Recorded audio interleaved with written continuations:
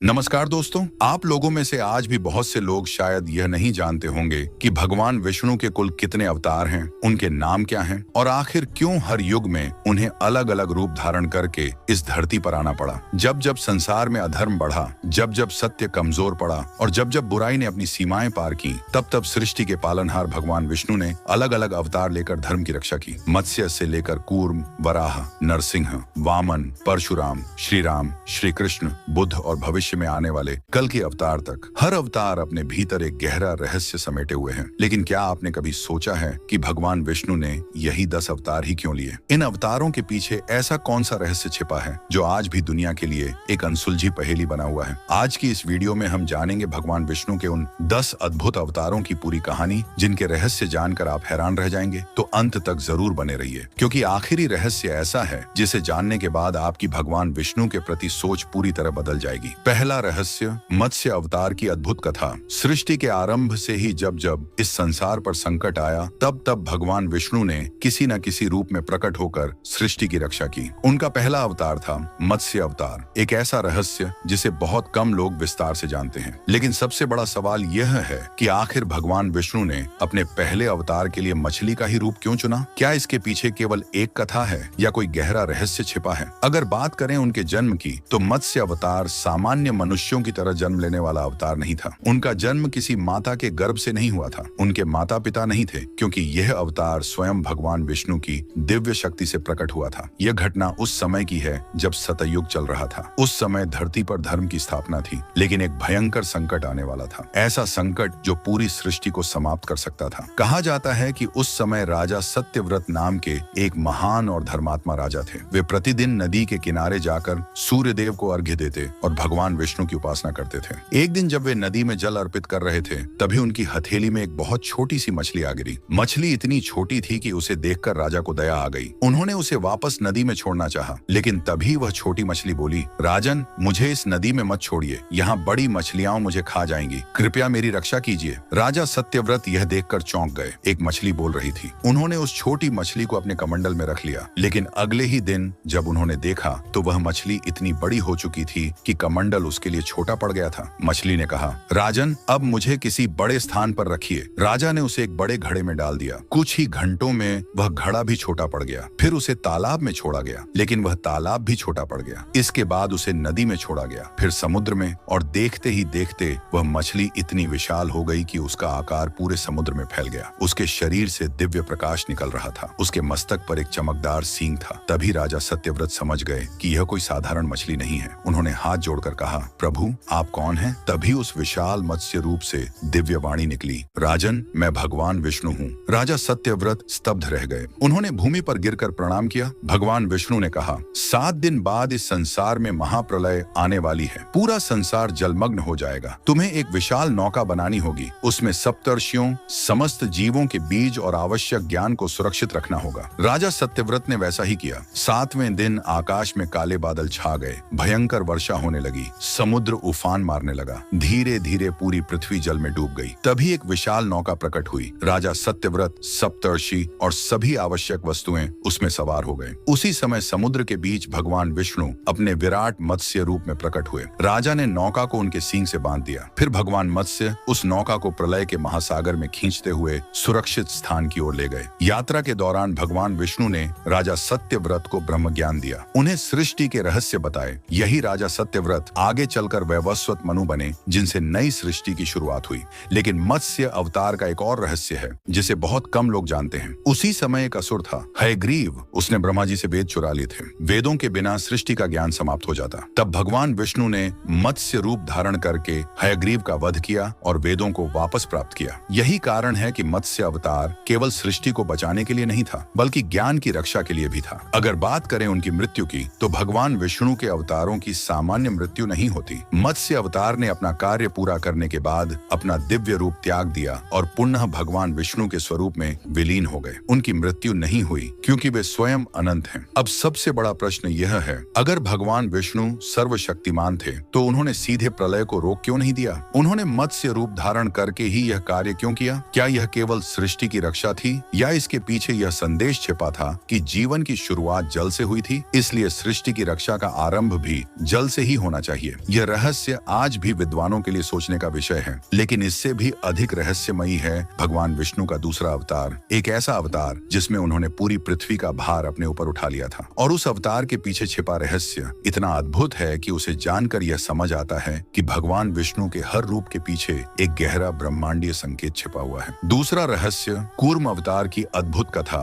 भगवान विष्णु का दूसरा अवतार था कूर्म अवतार, यानी कछुए का रूप। यह अवतार जितना रहस्यमयी है उतना ही अद्भुत भी। बहुत से लोग ये जानते हैं कि भगवान विष्णु ने समुद्र मंथन के समय कूर्म रूप धारण किया था, लेकिन बहुत कम लोग जानते हैं कि आखिर इस अवतार का जन्म कब हुआ था, क्यों हुआ था और इसके पीछे ऐसा कौन सा रहस्य छिपा है जो आज भी ब्रह्मांड के सबसे बड़े रहस्यों में गिना जाता है। अगर जन्म की बात करें तो कूर्म अवतार का प्राकट्य सतयुग में हुआ था। पुराणों के अनुसार यह अवतार उस समय प्रकट हुआ जब देवताओं और असुरों के बीच अमृत प्राप्त करने की इच्छा जागी। क्योंकि यह दिव्य अवतार था, इसलिए इसकी कोई मानव जन्म तिथि नहीं थी। इनका जन्म किसी माता के गर्भ से नहीं हुआ था। माता पिता का नाम कूर्म अवतार के कोई माता पिता नहीं थे। यह भगवान विष्णु की दिव्य इच्छा से स्वयं प्रकट हुआ स्वरूप था। उस समय देवताओं की शक्ति कमजोर पड़ चुकी थी। इसका कारण था महर्षि दुर्वासा का श्राप। एक बार महर्षि दुर्वासा ने देवराज इंद्र को एक दिव्य माला भेंट की, लेकिन इंद्र ने अहंकार में उस माला का सम्मान नहीं किया और उसे अपने ऐरावत हाथी के सिर पर रख दिया। ऐरावत ने उस माला को जमीन पर गिराकर पैरों तले कुचल दिया। यह देखकर महर्षि दुर्वासा क्रोधित हो उठे। उन्होंने इंद्र को श्राप दिया, तुम्हारा सारा वैभव और शक्ति नष्ट हो जाएगी। श्राप के प्रभाव से देवता कमजोर हो गए, उनकी शक्ति क्षीण होने लगी। इस अवसर का लाभ उठाकर असुरों ने स्वर्ग पर आक्रमण कर दिया। हारकर देवता भगवान विष्णु के पास पहुंचे। भगवान विष्णु ने कहा, यदि अमृत प्राप्त करना है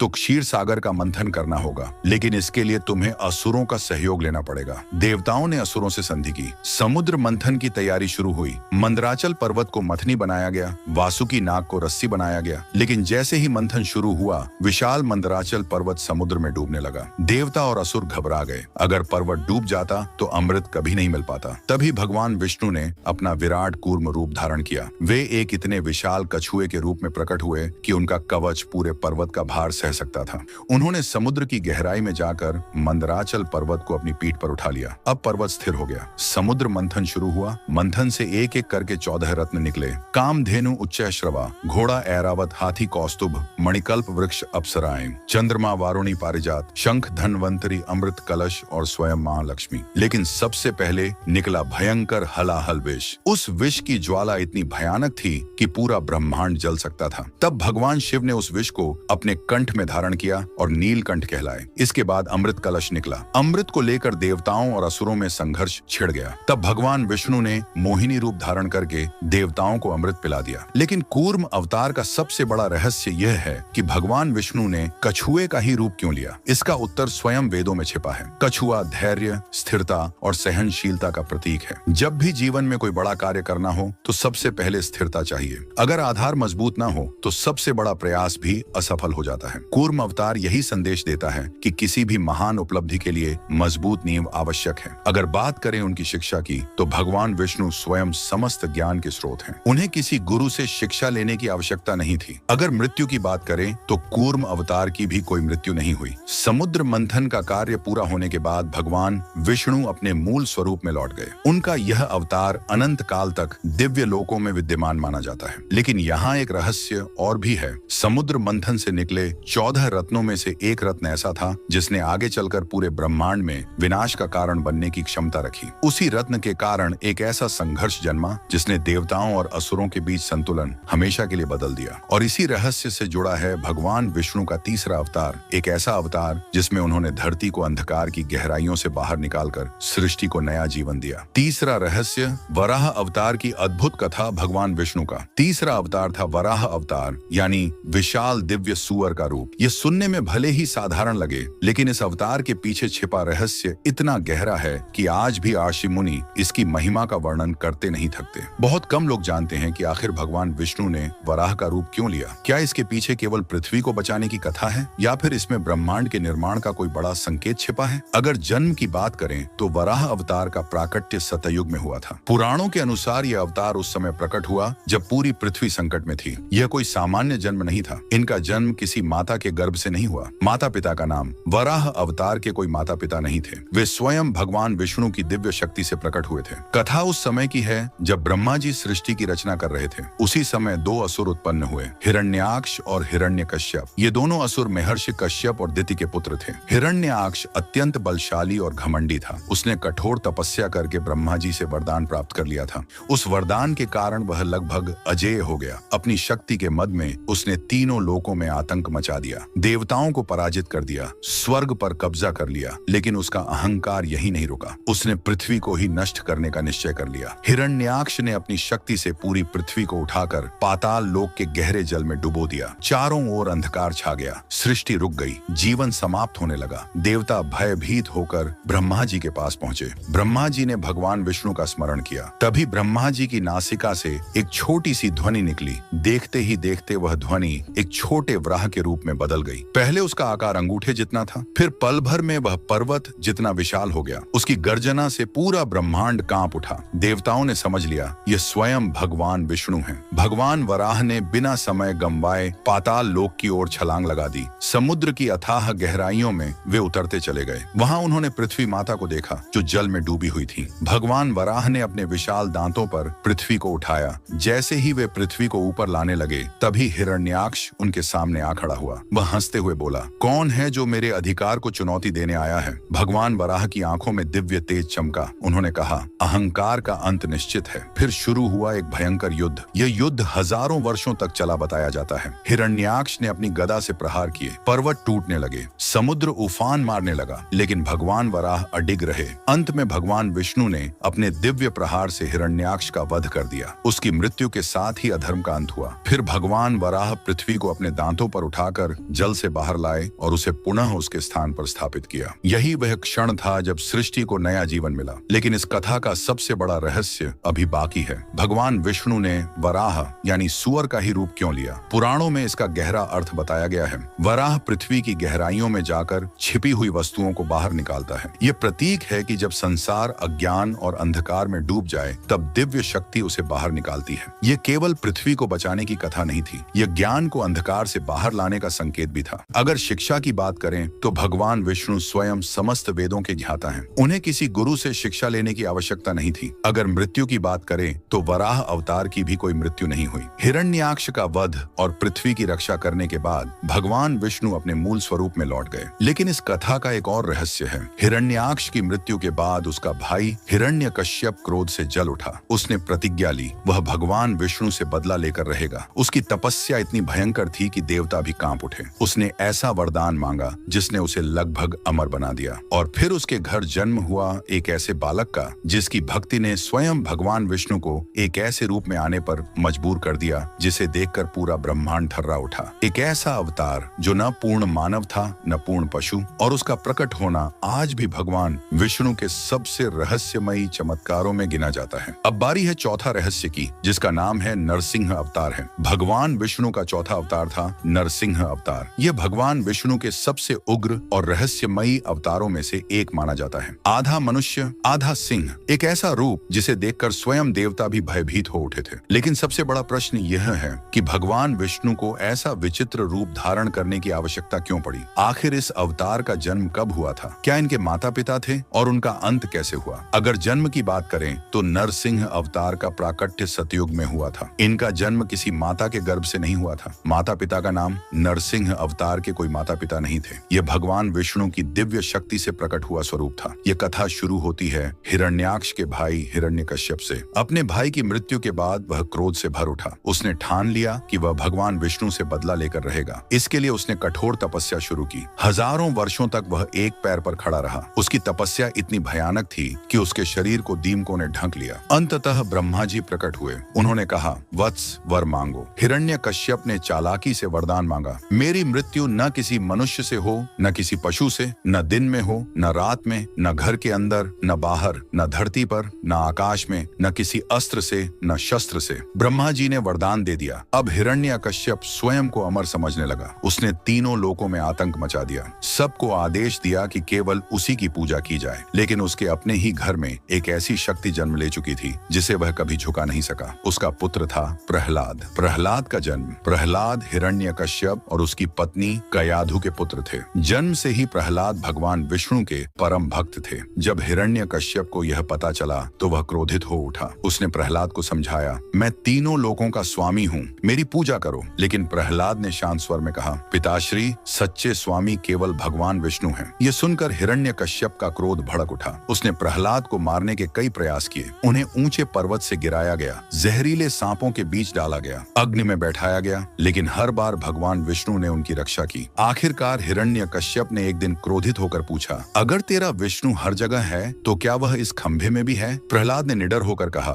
हाँ, भगवान हर जगह हैं। हिरण्यकश्यप ने गदा उठाकर खंभे पर प्रहार किया। जैसे ही खंभा टूटा, एक भयंकर गर्जना हुई, पूरा महल कांप उठा और उसी क्षण खंभे से प्रकट हुआ एक अद्भुत रूप। नरसिंह, न आधा मनुष्य, न आधा पशु, आधा सिंह, आधा मानव। उनकी आंखों में अग्नि जल रही थी, नाखून पर्वत जैसे विशाल थे। हिरण्यकश्यप भयभीत हो उठा। भगवान नरसिंह ने उसे पकड़ लिया। समय था संध्या काल, न दिन न रात। स्थान था महल की दहलीज, न अंदर न बाहर। उन्होंने हिरण्यकश्यप को अपनी जांघों पर रखा, न धरती पर न आकाश में, और अपने नाखूनों से उसका वध कर दिया, न अस्त्र न शस्त्र। इस प्रकार ब्रह्मा जी के वरदान की हर शर्त टूट गई। यही नरसिंह अवतार का सबसे बड़ा रहस्य है। भगवान विष्णु ने ऐसा रूप धारण किया जो किसी भी श्रेणी में नहीं आता था। यह संदेश था कि चाहे कितना भी बड़ा अहंकार क्यों न हो, ईश्वर न्याय करने का मार्ग खोज ही लेते हैं। लेकिन हिरण्यकश्यप के वध के बाद भी भगवान नरसिंह का क्रोध शांत नहीं हुआ। उनकी गर्जना से पूरा ब्रह्मांड कांपने लगा। देवता भयभीत हो गए। तब स्वयं प्रहलाद उनके चरणों में पहुंचे।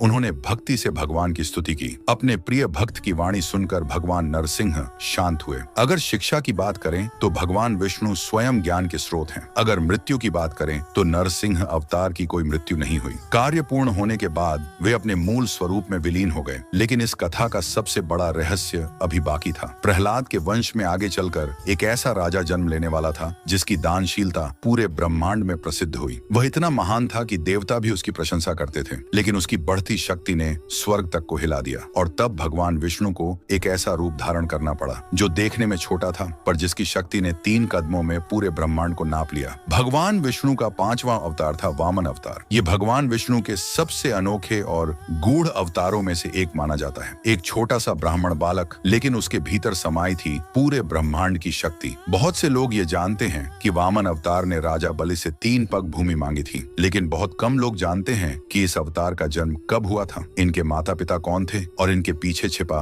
रहस्य क्या था। अगर जन्म की बात करें तो वामन अवतार का प्राकट्य भाद्रपद मास के शुक्ल पक्ष की द्वादशी तिथि को माना जाता है। इसी दिन को वामन द्वादशी के रूप में मनाया जाता है। यह अवतार भगवान विष्णु के अन्य कई अवतारों की तरह सीधे प्रकट नहीं हुआ था। इस बार उन्होंने मानव रूप में जन्म लिया था। माता पिता का नाम, इनकी माता थी अदिति और पिता थे महर्षि कश्यप। यही कारण है कि वामन अवतार को भगवान विष्णु का अत्यंत विशेष अवतार माना जाता है, क्योंकि यह दिव्य होते हुए भी मानवीय जन्म से जुड़ा हुआ था। कथा शुरू होती है प्रहलाद के पौत्र राजा महाबली से। राजा बलि अत्यंत पराक्रमी, दानी और धर्मात्मा थे। वे असुर कुल में जन्मे थे, लेकिन उनके गुण देवताओं से भी श्रेष्ठ थे। उन्होंने कठोर तपस्या और युद्ध कौशल के बल पर तीनों लोकों पर विजय प्राप्त कर ली। स्वर्ग लोक भी उनके अधीन आ गया। देवता भयभीत हो उठे। वे भगवान विष्णु के पास पहुंचे। देवताओं ने कहा, प्रभु, राजा बलि शक्तिशाली होने के साथ धर्मात्मा भी हैं, लेकिन उनके कारण स्वर्ग का संतुलन बिगड़ गया है। भगवान विष्णु समझ गए कि यह केवल युद्ध का विषय नहीं है, यह संतुलन स्थापित करने का समय था। उसी समय माता अदिति ने अपने पुत्रों यानी देवताओं की रक्षा के लिए कठोर व्रत रखा। उनकी भक्ति से प्रसन्न होकर भगवान विष्णु ने कहा, मैं तुम्हारे पुत्र के रूप में जन्म लूंगा। समय आने पर माता अदिति के गर्भ से एक दिव्य बालक का जन्म हुआ। उस बालक का शरीर छोटा था, वह बौने ब्राह्मण जैसा दिखाई देता था, इसलिए उसका नाम पड़ा वामन। लेकिन उसकी आंखों में ऐसा तेज था कि आर्षि मुनि भी चकित रह जाते। बाल्यकाल से ही उन्होंने वेदों का ज्ञान प्राप्त किया। कहा जाता है कि उनका उपनयन संस्कार स्वयं देवताओं की उपस्थिति में हुआ था। जब वे युवा हुए तब उन्होंने राजा बलि के पास जाने का निश्चय किया। उस समय राजा बलि एक विशाल यज्ञ कर रहे थे। उन्होंने घोषणा की थी, जो भी मांगा जाएगा वह दिया जाएगा। तभी यज्ञ मंडप में एक तेजस्वी ब्राह्मण बालक प्रवेश करता है। वह थे भगवान वामन। उनका दिव्य तेज देखकर पूरा सभा मंडप शांत हो गया। राजा बलि ने उनका स्वागत किया और कहा, ब्राह्मण देव, जो चाहो मांगो। वामन मुस्कुराए और बोले, मुझे केवल 3 पग भूमि चाहिए। सभा में सन्नाटा छा गया। राजा बलि हंस पड़े। उन्होंने कहा, मैं तीनों लोकों का स्वामी हूँ, तुम चाहो तो पूरा राज्य मांग सकते हो, सिर्फ 3 पग भूमि क्यों? वामन ने उत्तर दिया, जो संतोषी होता है उसे उतना ही चाहिए जितनी आवश्यकता हो। राजा बलि ने वचन दे दिया। लेकिन तभी उनके गुरु शुक्राचार्य ने चेतावनी दी, राजन, ये कोई साधारण बालक नहीं, ये स्वयं भगवान विष्णु हैं। लेकिन राजा बलि ने कहा, अगर स्वयं भगवान मांगने आए हैं तो ये मेरा सौभाग्य है। उन्होंने जल लेकर संकल्प किया। जैसे ही संकल्प पूरा हुआ, वामन का शरीर बढ़ने लगा। वह विशाल होता गया, इतना विशाल कि उसका सिर आकाश को छूने लगा। यह था उनका त्रिविक्रम रूप। पहले कदम में उन्होंने पूरी पृथ्वी नाप ली, दूसरे कदम में पूरा स्वर्गलोक। अब तीसरे कदम के लिए स्थान नहीं बचा। भगवान विष्णु ने पूछा, राजा बलि, तीसरा कदम कहाँ रखूं? राजा बलि मुस्कुराए। उन्होंने अपना सिर झुका दिया और कहा, प्रभु, तीसरा कदम मेरे सिर पर रख दीजिए। भगवान विष्णु ने ऐसा ही किया। राजा बलि पाताल लोक पहुंच गए, लेकिन उनकी भक्ति और दानशीलता से प्रसन्न होकर भगवान विष्णु ने उन्हें पाताल लोक का स्वामी बना दिया। साथ ही वरदान दिया कि वे हर वर्ष अपनी प्रजा से मिलने पृथ्वी पर आ सकेंगे। यही कारण है कि दक्षिण भारत में ओणम पर्व मनाया जाता है। लेकिन इस कथा का सबसे बड़ा रहस्य क्या है? भगवान विष्णु ने राजा बलि को दंड क्यों नहीं दिया? क्योंकि बलि अधर्मी नहीं थे, उनमें केवल सामर्थ्य का गर्व आ गया था। वामन अवतार यह संदेश देता है कि शक्ति और दान भी तब तक महान है जब तक उनमें विनम्रता हो। अगर मृत्यु की बात करें तो वामन अवतार की भी कोई मृत्यु नहीं हुई। कार्य पूर्ण होने के बाद भगवान विष्णु अपने मूल स्वरूप में लौट गए। लेकिन इस कथा का अंत यही नहीं होता। समय बीतता गया, धरती पर फिर अधर्म बढ़ने लगा। क्षत्रियों का अहंकार इतना बढ़ गया कि उन्होंने धर्म की सीमाएं तोड़ दी। तब भगवान विष्णु को एक ऐसा अवतार लेना पड़ा जो क्रोध में अग्नि के समान था। एक ऐसा योद्धा जिसने अकेले ही पृथ्वी को 21 बार अत्याचारियों से मुक्त किया। भगवान विष्णु का छठा अवतार था परशुराम। ये भगवान विष्णु के सबसे रहस्यमयी और शक्तिशाली अवतारों में से एक हैं। वे एक ऐसे योद्धा थे जिनके हाथ में था दिव्य परशु यानी फरसा, और जिनके क्रोध से बड़े बड़े राजा कांप उठते थे। परशुराम एकमात्र ऐसे अवतार हैं जिन्हें चिरंजीवी माना जाता है, यानी वे आज भी जीवित हैं। लेकिन आखिर उनका जन्म कब हुआ था? उनके माता पिता कौन थे? और ऐसा क्या हुआ कि एक शांत ब्राह्मण पुत्र को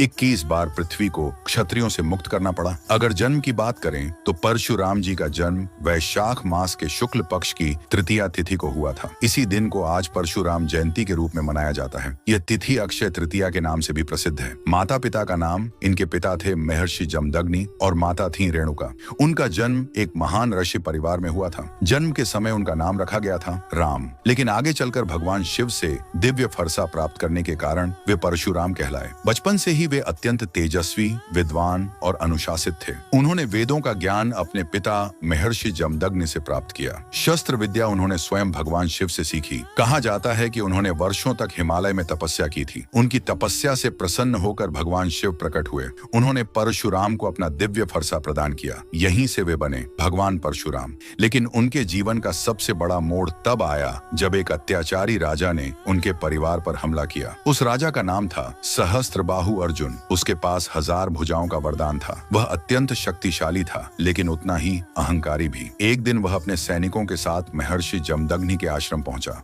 महर्षि ने अपनी कामधेनु गाय की सहायता से उसका भव्य स्वागत किया, लेकिन सहस्त्रबाहु की नजर कामधेनु पर पड़ गई। वह उसे बलपूर्वक ले जाना चाहता था। महर्षि ने मना किया। क्रोधित होकर उसने कामधेनु छीन ली। जब परशुराम लौटे और यह देखा तो उनका क्रोध भड़क उठा। उन्होंने अकेले ही सहस्त्रबाहु की सेना को पराजित कर दिया। फिर सहस्त्रबाहु का वध कर कामधेनु वापस ले आए। लेकिन कहानी यहीं समाप्त नहीं हुई। कुछ समय बाद सहस्त्रबाहु के पुत्र बदला लेने के लिए आश्रम पहुंचे। उन्होंने महर्षि जमदग्नि की हत्या कर दी। जब परशुराम लौटे तो उन्होंने अपनी माता रेणुका को विलाप करते देखा। अपने पिता का निर्जीव शरीर देखकर उनका हृदय क्रोध से भर उठा। उन्होंने प्रतिज्ञा ली, मैं इस पृथ्वी को 21 बार अत्याचारी क्षत्रियों से मुक्त करूंगा। इसके बाद उन्होंने अपना फरसा उठाया। फिर शुरू हुआ एक ऐसा युद्ध जिसकी गूंज पूरे आर्यावर्त में सुनाई दी। उन्होंने एक एक करके अत्याचारी राजाओं का संहार किया। 21 बार पृथ्वी को अन्याय से मुक्त किया। यही कारण है कि उन्हें धर्म का रक्षक माना जाता है। लेकिन परशुराम केवल क्रोध के प्रतीक नहीं थे,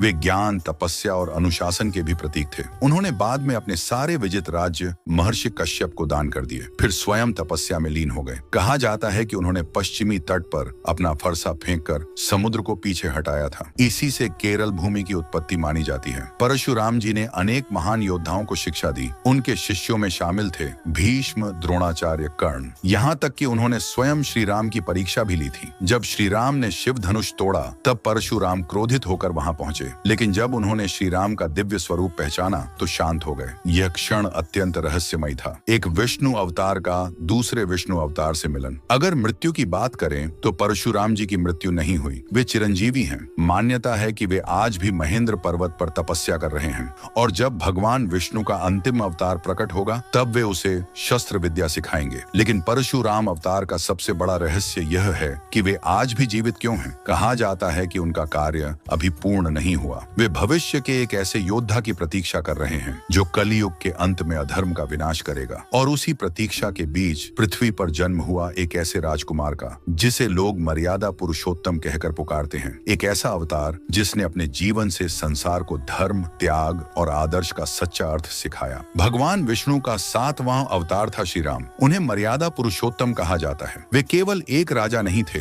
वे धर्म, सत्य, त्याग और आदर्श का जीवंत स्वरूप थे। लेकिन क्या आप जानते हैं कि भगवान विष्णु को श्री राम के रूप में जन्म लेने की आवश्यकता क्यों पड़ी? उनका जन्म कब हुआ था? उनके माता पिता कौन थे? और उनके जीवन का सबसे बड़ा रहस्य क्या था? अगर जन्म की बात करें तो श्री राम का जन्म चैत्र मास के शुक्ल पक्ष की नवमी तिथि को हुआ था। इसी दिन पूरे भारत में रामनवमी मनाई जाती है। कहा जाता है कि उनका जन्म मध्याह्न काल में हुआ था, जब पूरे अयोध्या में दिव्य प्रकाश फैल गया था। माता पिता का नाम, उनके पिता थे अयोध्या के महाराज दशरथ और माता थी रानी कौशल्या। श्री राम का जन्म साधारण नहीं था। महाराज दशरथ की कोई संतान नहीं थी। उन्होंने गुरु वशिष्ठ के कहने पर पुत्र का अमेष्टि यज्ञ कराया। यज्ञ से अग्निदेव प्रकट हुए और उन्होंने दिव्य खीर प्रदान की। वह खीर तीनों रानियों कौशल्या, कैकेयी और सुमित्रा को दी गई। समय आने पर कौशल्या ने श्री राम को जन्म दिया। उनके साथ ही जन्म हुआ भरत, लक्ष्मण और शत्रुघ्न का। बचपन से ही श्री राम अत्यंत तेजस्वी, विनम्र और पराक्रमी थे। उन्होंने गुरु वशिष्ठ से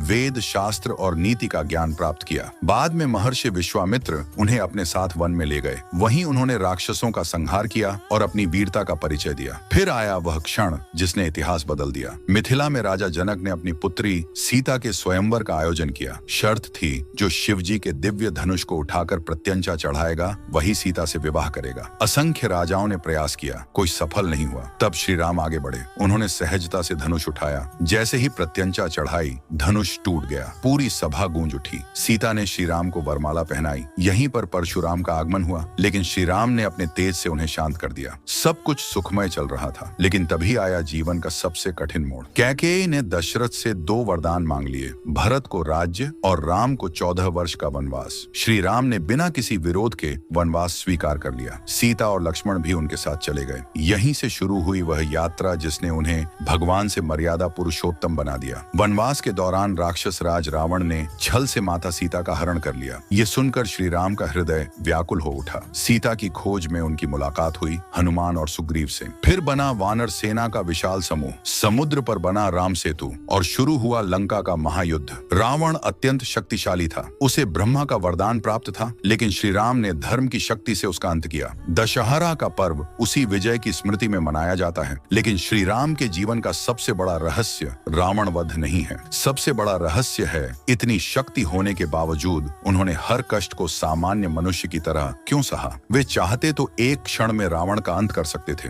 फिर वनवास क्यों? वियोग क्यों? संघर्ष क्यों? इसका उत्तर यही है कि श्री राम संसार को यह सिखाने आए थे कि धर्म का मार्ग आसान नहीं होता। सच्चा महान वही है जो कठिनाइयों में भी मर्यादा न छोड़े। अगर मृत्यु की बात करें तो श्री राम की मृत्यु सामान्य नहीं थी। जब उनका पृथ्वी पर कार्य पूर्ण हुआ, तब वे सरयू नदी में प्रवेश कर अपने दिव्य विष्णु स्वरूप में लौट गए। ये घटना जल समाधि कहलाती है। लेकिन श्री राम की कथा यहीं समाप्त नहीं होती। उनके जाने के बाद भी उनका आदर्श युगों तक जीवित रहा। फिर समय बदला, द्वापर युग आया, अधर्म फिर बढ़ने लगा। इस बार संकट और भी बड़ा था। अब केवल मर्यादा से काम नहीं चलने वाला था। अब आवश्यकता थी ऐसी लीला की जो प्रेम भी सिखाए, नीति भी सिखाए और युद्ध भूमि में जीवन का सबसे बड़ा ज्ञान भी दे। और तब जन्म हुआ एक ऐसे अवतार का जिसकी बांसुरी की धुन पर संसार मोहित हो जाता था, लेकिन जिसकी वाणी ने महाभारत के मैदान में अमर सत्य का उद्घोष किया। भगवान विष्णु का 8वां अवतार था श्री कृष्ण। ये भगवान विष्णु के सबसे लोकप्रिय,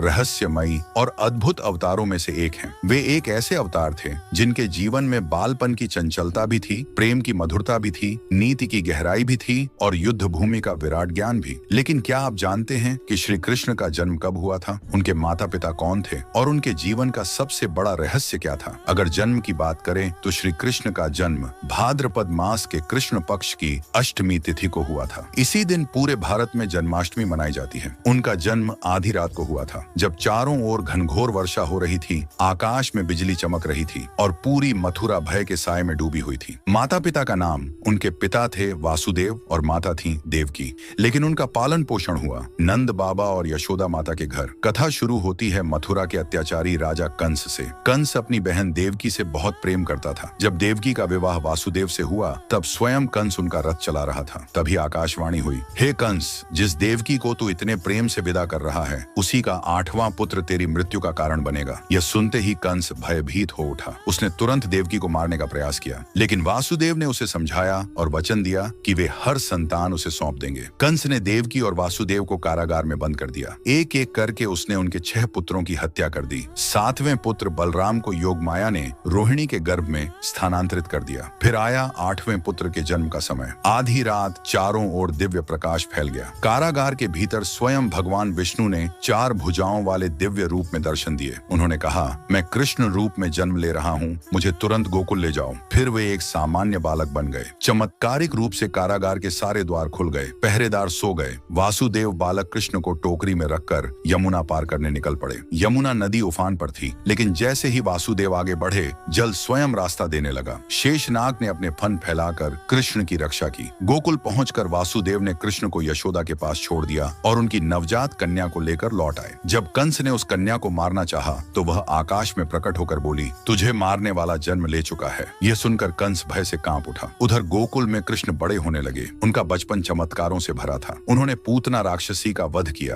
कालिया नाग को परास्त किया, गोवर्धन पर्वत उठाया। उनकी बांसुरी की धुन सुनकर पूरा वृंदावन मंत्रमुग्ध हो जाता था। राधा और गोपियों के साथ उनकी लीलाएं आज भी प्रेम का सर्वोच्च प्रतीक मानी जाती हैं। लेकिन उनका जीवन केवल प्रेम तक सीमित नहीं था। समय आने पर वे मथुरा लौटे। उन्होंने कंस का वध किया और अपने माता पिता को कारागार से मुक्त कराया। इसके बाद उन्होंने द्वारका बसाई। फिर आया महाभारत का समय। कौरव और पांडव आमने सामने थे। कृष्ण ने स्वयं शस्त्र न उठाने का प्रण लिया। वे अर्जुन के सारथी बने। जब अर्जुन युद्ध भूमि में भ्रमित हुए तब श्री कृष्ण ने उन्हें गीता का उपदेश दिया। उन्होंने कहा, कर्मण्येवाधिकारस्ते मां फलेषु कदाचन, यानी तुझे केवल कर्म करने का अधिकार है, फल की चिंता मत कर। यही गीता आज भी संसार का सबसे बड़ा जीवन दर्शन मानी जाती है। लेकिन श्री कृष्ण के जीवन का सबसे बड़ा रहस्य क्या है? इतनी शक्ति होने के बावजूद उन्होंने स्वयं युद्ध क्यों नहीं लड़ा? क्योंकि वे संसार को यह सिखाने आए थे कि सच्चा मार्गदर्शक वह नहीं जो तुम्हारे लिए लड़ाई लड़े, बल्कि वह है जो तुम्हें लड़ने की शक्ति दे। अगर मृत्यु की बात करें तो श्री कृष्ण की देह लीला का अंत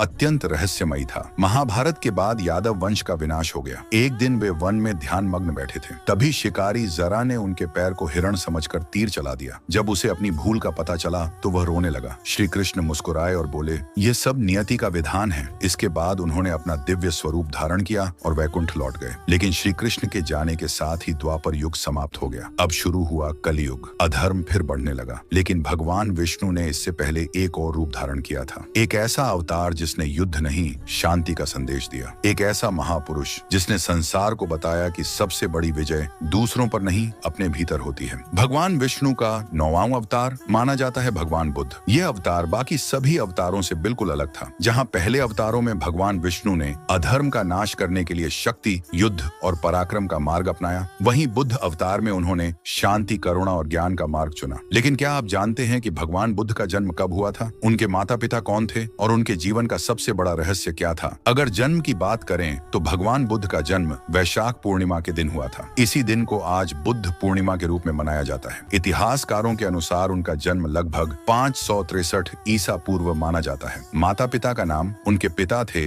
राजा शुद्धोधन और माता थी महारानी महामाया। उनका जन्म लुम्बिनी में हुआ था जो आज नेपाल में स्थित है। जन्म के समय उनका नाम रखा गया सिद्धार्थ। उनके जन्म के समय एक महान ऋषि ने भविष्यवाणी की थी, यह बालक या तो चक्रवर्ती सम्राट बनेगा या फिर संसार को नया ज्ञान देने वाला महान संत। यह सुनकर राजा शुद्धोधन चिंतित हो गए। वे चाहते थे कि उनका पुत्र एक महान राजा बने, इसलिए उन्होंने सिद्धार्थ को हर प्रकार के दुख और कष्ट से दूर रखा। महल के भीतर उनके लिए सुख सुविधाओं की कोई कमी नहीं थी। बचपन से ही सिद्धार्थ अत्यंत बुद्धिमान और शांत स्वभाव के थे। उन्होंने शास्त्र, राजनीति, युद्ध कला और दर्शन की शिक्षा प्राप्त की। युवा होने पर उनका विवाह यशोधरा से हुआ। उनके पुत्र का नाम था राहुल। सब कुछ होते हुए भी सिद्धार्थ के मन में एक प्रश्न बार बार उठता था, क्या यही जीवन का अंतिम सत्य है? एक दिन वे महल से बाहर निकले। वहां उन्होंने 4 दृश्य देखे, एक वृद्ध व्यक्ति, एक रोगी, एक मृत शरीर और एक शांत साधु। इन 4 दृश्यों ने उनके भीतर तूफान ला दिया। उन्हें पहली बार समझ आया कि संसार दुख, रोग और मृत्यु से भरा है। तभी उन्होंने सत्य की खोज का निश्चय किया। एक रात जब पूरा महल सो रहा था, उन्होंने अपनी पत्नी और पुत्र को देखा और मौन भाव से महल छोड़ दिया। इसे महाभिनिष्क्रमण कहा जाता है। उन्होंने राजसी वस्त्र त्याग दिए, फिर वर्षों तक कठोर कठोर तपस्या की, उन्होंने जंगलों में रहकर उपवास किया, इतनी कठोर साधना की कि उनका शरीर अत्यंत कमजोर हो गया, लेकिन उन्हें ज्ञान प्राप्त नहीं हुआ। तब उन्हें समझ आया कि अत्यधिक भोग और अत्यधिक तप दोनों ही गलत हैं। उन्होंने मध्यम मार्ग अपनाया। फिर वे गया में एक पीपल के वृक्ष के नीचे ध्यानस्थ हो गए। उन्होंने संकल्प लिया, जब तक सत्य की प्राप्ति नहीं होगी मैं यहाँ से नहीं उठूंगा। कई दिनों की गहन साधना के बाद वैशाख पूर्णिमा की रात उन्हें ज्ञान प्राप्त हुआ। उसी क्षण सिद्धार्थ बन गए बुद्ध। जिस वृक्ष के नीचे उन्हें ज्ञान मिला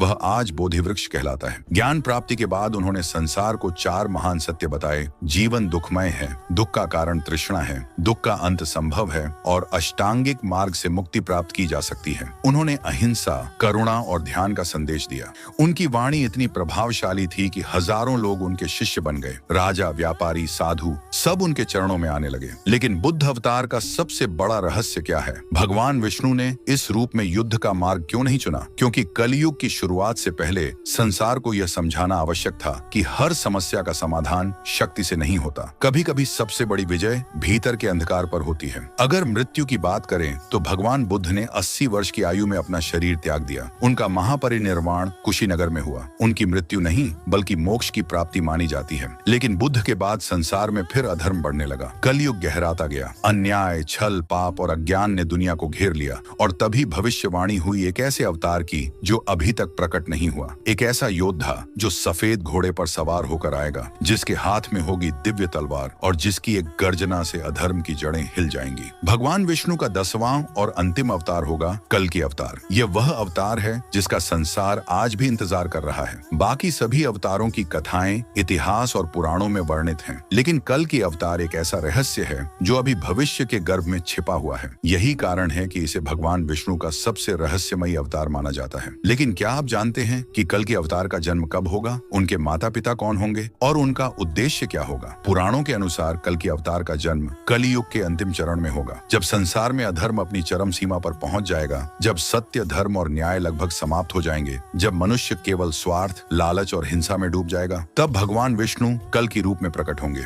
जन्म स्थान पुराणों के अनुसार उनका जन्म संभल ग्राम में होगा। माता पिता का नाम, उनके पिता का नाम होगा विष्णु यश और माता का नाम होगा सुमति। यह भी कहा जाता है कि उनका जन्म एक ब्राह्मण कुल में होगा। अगर जन्म तिथि की बात करें तो शास्त्रों में इसकी सटीक तिथि नहीं बताई गई है, क्योंकि यह भविष्य की घटना है। लेकिन इतना निश्चित है कि उनका जन्म तब होगा जब कलियुग अपने सबसे अंधकारमय दौर में होगा। पुराणों के अनुसार उस समय मनुष्य की आयु बहुत कम रह जाएगी, लोगों के भीतर से करुणा समाप्त हो जाएगी, रिश्तों का महत्व खत्म हो जाएगा, सत्य बोलना दुर्लभ हो जाएगा, धर्म केवल दिखावा बनकर रह जाएगा और जब पृथ्वी अन्याय के भार से कांप उठेगी तभी होगा कल्कि का प्राकट्य। कहा जाता है कि जन्म से ही वे असाधारण होंगे। उनकी आंखों में दिव्य तेज होगा, उनके शरीर से अद्भुत आभा निकलती होगी। बचपन से ही वे वेद, शास्त्र और युद्ध कला में पारंगत होंगे। सबसे बड़ा रहस्य यह है कि उन्हें शस्त्र विद्या कौन सिखाएगा? पुराणों के अनुसार स्वयं परशुराम। हाँ, वही परशुराम जो आज भी जीवित माने जाते हैं। वे कल्कि को दिव्य अस्त्रों का ज्ञान देंगे।